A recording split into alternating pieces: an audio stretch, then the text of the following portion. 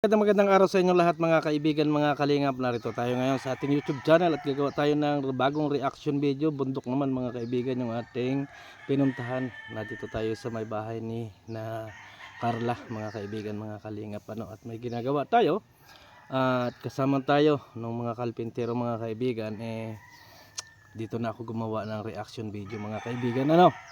Dito na ako gumawa ng reaction video kasi nga marami ang tanong, maraming naghaka-haka. Totally kahapon nasagot na natin yung mga katanungan nila. At lumabas din na interview may si Kuya Bal. So ang pag-uusapan po natin ay yung talagang totoong nangyari mga kaibigan, mga kalingap. Kung bakit nangyari ito mga kaibigan, mga kalingap. Pero bago yan, i-shoutout muna kay Kuya Bal Santos Matubang, Kalingap Rob, and Ate Edna, at sa lahat ng ating mga viewers. May galab shoutout po sa inyong lahat mga kaibigan, mga kalingap. Ito nga kahapon nga mga kaibigan ay nag-live si Kuya Bal. Nagulat tayo na ang issue ay nakabuntis ako, at ako naman ay nag-content mga kaibigan, mga kalingap, na kinonfirm ko na matagal ko nang nasabi yung mga bagay na yon, na ako sa puso at isip ko mga kaibigan, mga kalingap, hindi ako kabisado or hindi talaga ako kumbinsido na akin yun. Sa totoo lang, sa totoo lang wala akong ibig sabihin ko. Talagang alam ko na blessing, alam ko na kung akin yan, thank you Lord, thank you. Pero sa puso ko talaga ay may gusto akong patunayan or may gusto akong alamin mga kaibigan, mga kalingap, kung totoo bang akin yun. Kasi may nangyari, totoo, may nangyari mga kaibigan, totoo, aminado ako naman nangyari. Pero hindi ko 100% na masasabi na sa akin yun. Yan po yung nasabi ko. Yan yung inasabi ko. So ngayon mga kaibigan, nagkaroon nga ng mga sagutan, mga ganun kuro. At ito nga, last na live ni Kuya Bal Santos Matubang ay si Roda, yung inano ni Kuya Bal na interview, na sa kanya nagsesend yung girl ng mga conversation or ng mga usapin mga kalingap, mga kaibigan. At nagtataka ako na bakit kay Roda o bakit kay kung saan nakita. Pero sabi ko nga, ganun talaga yung balita, na pwede naman ako sigurong kausapin kung ano yung gustong hingin, kung ano yung gustong patunayan. Pwede akong kausapin kasi hindi naman sila nakablock sa akin, or hindi ko naman, open ako makipag-usap sa lahat ng bagay kasi paninindigan natin kung ano yun. Pero hindi doon sa punto na pananagutan ko, pagkakasala ko, hindi po mga kaibigan. Kung ano lang kung talagang anak ko ay doon sa part na magiging ama ako, kasi hindi ko pinabiyaan yun, hindi ko papabiyaan kung talagang akin mga kaibigan. Napakadaling usapin mga kaibigan, mga kalingap. Ngayon mga kaibigan, sa aking pag-iimbestiga at pag-aalaman, ako pala napaghinalaan ako na kalaban mga kaibigan. Napaghinalaan ako dahil sa aking ginagawa na pakikipag-usap sa kabila, Hindi na po natin natalakay dito kung ano man yun, kasi bawal na nga. Yan po yung totoo na aking nalaman, na ito pala, ang bagay na ito ay mismong may taong nag-send talaga kay Kuya Bal, sa totoo lang, para may broadcast itong usapin na to. Sa totoo lang, ginawa na ko ng kwento na kung na pwede naman mag-usap kami ng personal ng tao na yun. Yun po ang totoo. Ano? Yun po ang totoo, mga kaibigan. So mali po yung speculation ninyo na ang iniisip ninyo ako ay kalaban. Pero hindi na po ako magsasalita at papaliwanag about sa mga bagay-bagay na yan. Kasi sabi ko nga, malinis ang konsensya ko. Malinis ang konsensya ko. Sa totoo lang. Malinis ang konsensya ko na haharap at haharap sa inyo. Kasi pinilit ko na walang may matapakan tao. Sa totoo lang. Sa totoo lang. At kung yung personal na nangyari sa buhay ko, mga kaibigan, yung personal na yan, at nalaman ko, napakasakit po sa akin, mga kaibigan, mga kalingap, na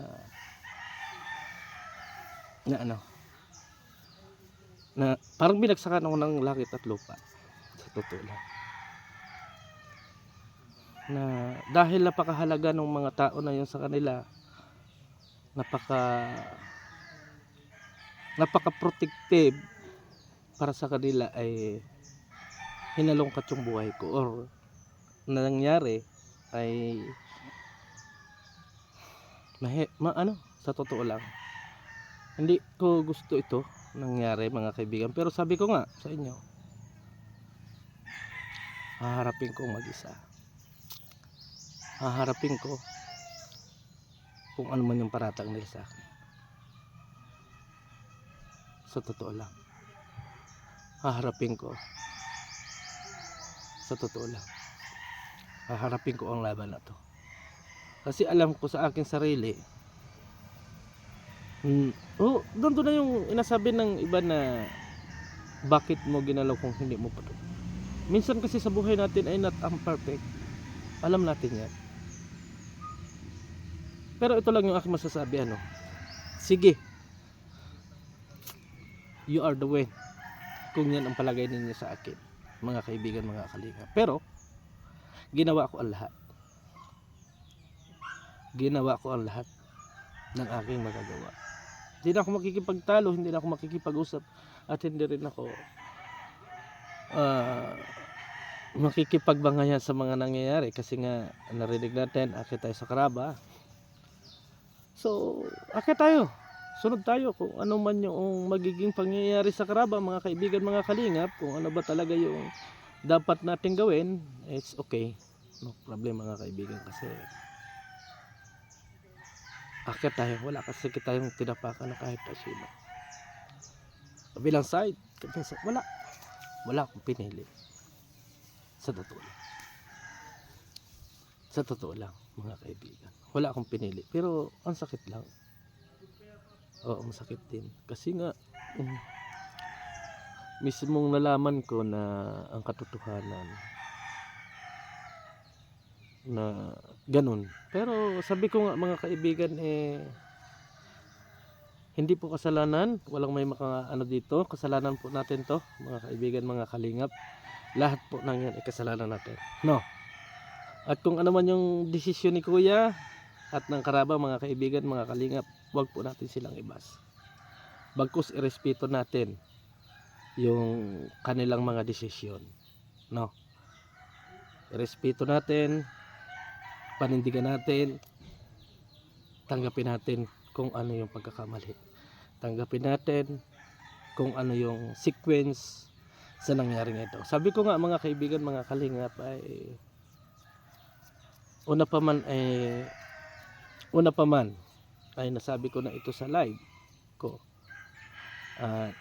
Ito ay hindi ako naging sinungaling, pero okay lang, mga kaibigan. Sanay ako na anuhin ang lahat, no? Sanay man ako nun. Simulat sa pulsanay ako dyan. Pero ganoon nga, nababasa ko sa mga comment section, mga kaibigan, mga kalingap, ay dinadivert to, itong usapin na to, mga kaibigan, ni Kuya Bal. Sinisisi ninyo si Kuya Bal. Wala pong kasalanan si Kuya Bal dito, no? Walang kasalanan si Kuya Bal. Ginawa lang niya ang trabaho niya bilang founder. Ginagawa niya yung magagawa niya para maaksyonan yung dapat aksyonan, no? Oo. Katulad yan, kung ang nag-message man kay Kuya Bal Santos Matubang ay nag-iisip na ako ay isang kalaban, ay ano lang yun, sabi ko nga sa inyo mga kaibigan, ay ginawa lang ni Kuya Bal yung part niya. Ginawa lang ng isang Bal Santos Matubang ang pagiging isang founder para katulad ng ginagawa natin mga kaibigan, yung mga reklamo ninyo, mga reklamo nyo, ginagawa natin ng aksyon, yung mga ano ninyo, ginagawa natin. So, may nagreklamo sa atin, ginawaan po ni Kuya Bal Santos Matubang ng aksyon, no? Yun lang po, napakasimple lang po na ano. At huwag po ninyo sisihin si Kuya Bal kung bakit nadala sa social media itong usapin about sa akin. Kasi nga, may nagreklamo, ano, may nagreklamo mga kaibigan, no? So, doon sa nagreklamo, thank you. I'm proud to you. Thank you, ano, mga kaibigan. Total, highlight na to. Okay. Malaman ng lahat ng katotohanan na ano. Kung halimbawa talagang akin yun, hindi po ako yung lalaki na ano, na walang paninindigan. Hindi po ako yung lalaki na tatakbuhan ang obligasyon kung akin. Pero patayin ninyo ako, pilitin ninyo ako kung pakikisamahan ko ay yung magulang. May itlog po ako. At kahit sino pa po ang magsabi na panagutan ko or pakasalan ko kapag hindi ko gusto at hindi ko talaga karapat dapat pakasalan, kahit magbuwis tayo ng buhay, hindi po mangyayari. Pero yung obligasyon ko doon sa bata, gagawin ko yun kung talagang mapapatunay ang akin yun. Yun po yung akin. Pero halimbawa sabihin na para maano ako, hindi ko po ilalagay yung aking sarili sa panghabang buhay kong sakripisyo. Oo, hindi ko po gagawin yun. Oo. Hindi ko po gagawin yan. O halimbawa ang iisipin ay panagutan ko na magkaroon ng kasalan o kung ano pa man, dala ko po yung aking paninindigan. Hindi po mangyayari yan. Kahit siguro sabihin pa nila na ipakulong ako kung ano pa man ang pananakot sa akin, paninindigan ko po ng sinabi ko. Magpapakulong ako. Yan po ang katotohanan. Yan po ang katotohanan mga kaibigan. Kaya doon sa nagbigay kay Kuya Bal ng information, thank you. Pero wala akong galit. Thank you. No? Thank you sa'yo. Ang wish ko ay malaman mo ang katotohanan. Buksan nyo yung inyong kaisipan. At matuto tayong tumingin sa ating paligid. Tumingin tayo sa side by side. Kasi mahirap yung nagdadrive ka, nakabilang sideline yung inyong hinahanap, or sa kabilang sideline kayo tumitingin. Kasi hindi makakadiretso ang inyong sasakyan kung doon ka lang sa kabila mananatiling nakatingin. Yun po yung aking masasabi mga kaibigan, mga kalingap. At maraming salamat po sa inyong lahat. At harinawa ay mabawasan din yung ibang bashing kay Kuya Bal Santos Matubang. At kung ano man ang sequence nito po mga kaibigan, mga kalingap, ay tatayuan natin or pupukus tayo kung ano man po yung kalalabasan nitong pangyayari nito. So maraming salamat and God bless sa ating lahat.